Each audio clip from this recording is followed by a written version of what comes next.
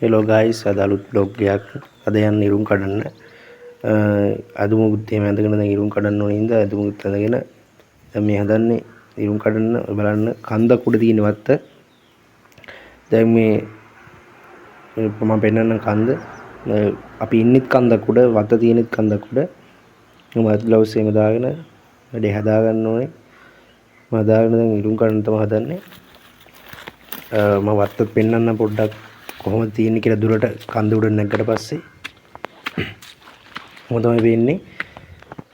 කන්ද උඩ නැග්ගට පස්සේ පොඩ්ඩක් එතන අමාරුයි නගින්න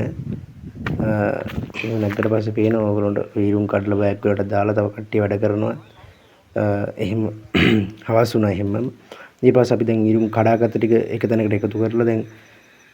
පොඩි පැලක් වේ හදාගත්තා එතන පොඩ්ඩක් බලා ගන්න ඕනි ඉරුම් ටික ඒකින්ද කොහොමද හදාගත්ත අපි එතන හදාගෙන ඉවරලා දැන් කොහොම ගෙවිලා ගියා රෑ ඊට පස්සේ දැන් උදේ වුණා උදේලා දැන් මීදුන් එහෙම බාලා දැන් සේරම උදේ වැඩ එකත් කරගෙන දැන් ඔය යන්න තමයි හදන්නේ ගෙදර එහෙනම් ඉරුම් කඩනේව නම් ගන්න බැරි වුණා පොඩ්ඩක් අමාරුයි එහෙනම් කොළොනේ අපි අලුත් බ්ලොග් එකකින් හමුමු හැමදාම රැඳිලා ඉන්න අපිත් එක්ක